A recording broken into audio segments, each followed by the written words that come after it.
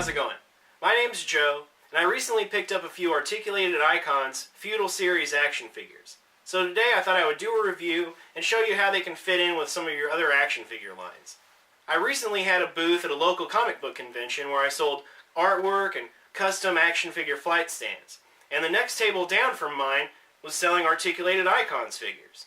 So I walked down to check them out, and I was so focused on the figures that I didn't realize that Robo from the Fwoosh was there, until he started talking and I recognized his voice from his YouTube videos.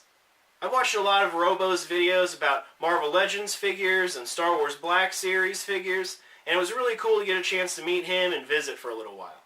I'd seen photos and videos of these Articulated Icons figures before, but I didn't realize that Robo and the other folks at the Fwoosh had a hand in their creation. So I wound up buying a Temple Guardian Samaurai figure to turn into a custom Silver Samaurai figure for my X-Men collection, and I traded some of my custom action figure flight stands for a couple of basic ninjas to go with my Daredevil / Defenders collection. So let's get on with the review. Cheers.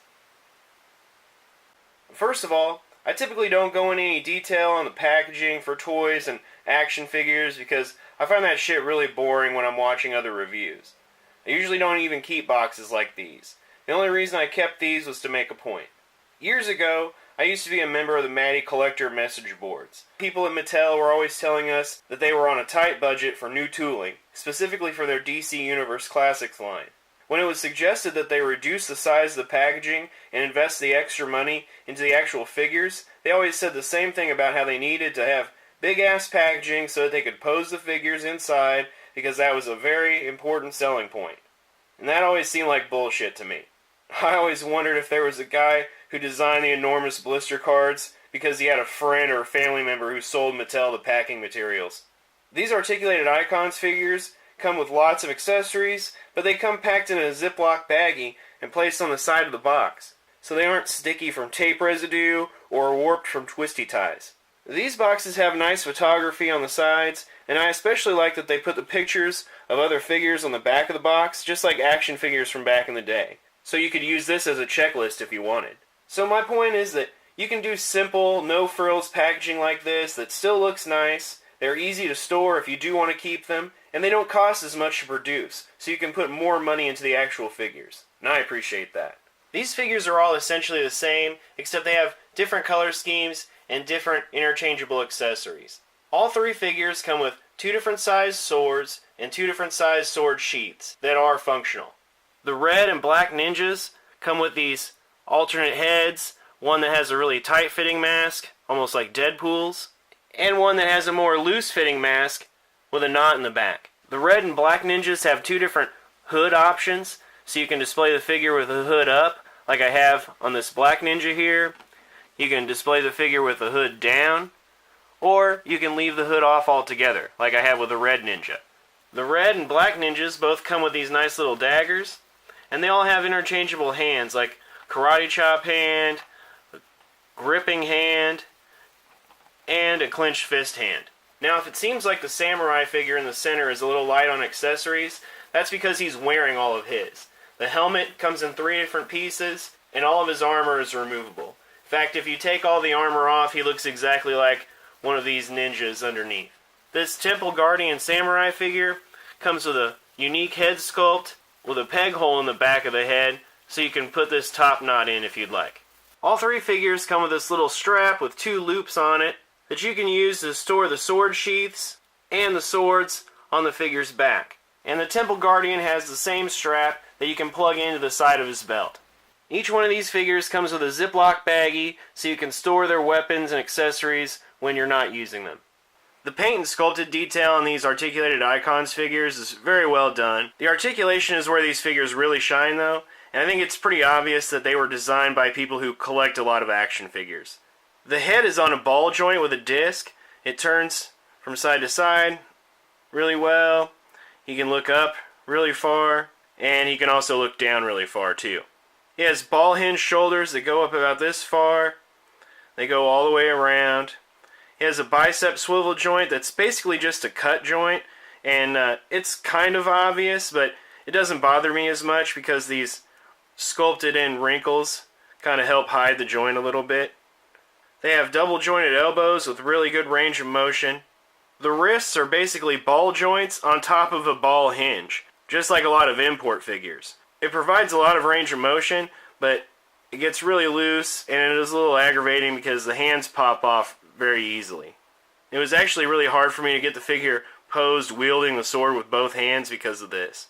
But when this socket gets stretched out, you can heat the hands up a little bit with warm water or hair dryer and tighten it up a little bit.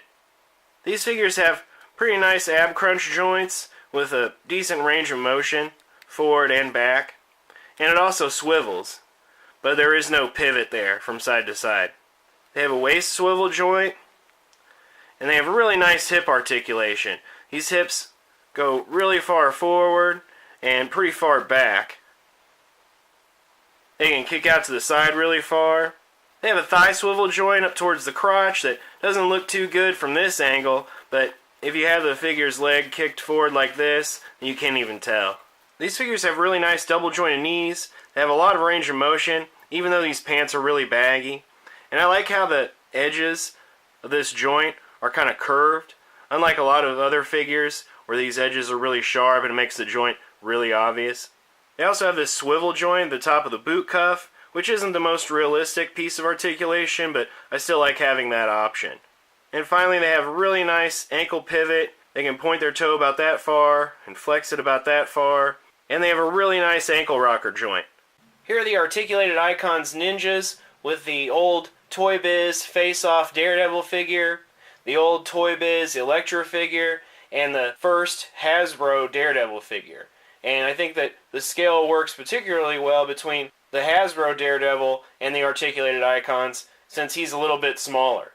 That Daredevil figure isn't really good for much else. Oh shit, those ninjas brought swords to a gunfight.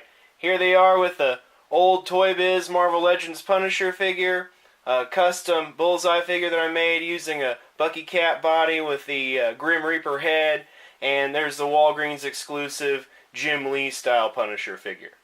Here are the Articulated Icons ninja figures with the vintage throwback Black Widow with a custom-made Widow's Sting electricity effect that I made out of wire. There's the Doctor Strange Wave Iron Fist, and there's the Hobgoblin Wave Daredevil figure, which is using the Bucky Cat body. I almost forgot these guys because I have them on display with my MCU figures. But here's the Netflix Punisher, Jessica Jones, and Daredevil figures next to the Articulated Icons. In my Daredevil/Defenders action figure review, I actually said that I wasn't going to pick up this Marvel Legends Netflix Daredevil figure because I was planning on picking up the Marvel Select version instead. But then I looked a little bit more closely at some images of the Marvel Select version and decided to go with this Hasbro Daredevil instead. And I think I made a good choice. The ankle articulation on this figure in particular is very good, and obviously scales better with the rest of my collection. These Articulated Icons are generic characters, and the main reason why I picked these up was to use them with my Marvel Legends Daredevil and X-Men figures. I don't have any of the official Marvel Legends hand ninjas to fight my Daredevil and Defenders figures, and I think these Articulated Icons ninjas work really well as a substitute. They are slightly smaller than Marvel Legends, but you can't tell if you have them posed up in an action scene like this. I don't have the proper shelves to display my Daredevil/Defenders figures just yet, but having these figures out like this makes me want to build an alleyway diorama and stage a battle, even though I don't think I'm going to be winning any ACBA competitions anytime soon. I thought I'd also give you a quick comparison with some Batman figures because Batman's fought his fair share of ninjas over the years too. Here we have the DC Collectibles Icons Afterbirth Batman, the DC UC style Ra's al Ghul figure, and the Icons Last Rites Batman. I haven't read Last Rites. I think that's actually Dick Grayson as Batman, but either way, he's entirely too small to fit in with just about any action figure line. Here we have the Articulated Icons figures with the DC UC style New 52 Batman, the DC Collectibles Arkhamverse Lady Shiva, and the Mattel DC Superheroes Batman figure that came in a 2-pack with Batgirl. And finally, here we have the ninjas with the DC Multiverse Super Friends Batman figure with the cloth cape, the DC UC 2-pack Robin figure, and the DC UC Nightwing. This is a Temple Guardian Samurai figure that I repainted to use as a Silver Samurai to go up against my Wolverine and X-Men Marvel Legends figures. Under all this armor, the figure's outfit was originally light gray. I thought it would be cool to make him all metallic, so I painted the exposed parts of his outfit with gunmetal gray instead of just silver, to have a little contrast between his armor and the suit beneath.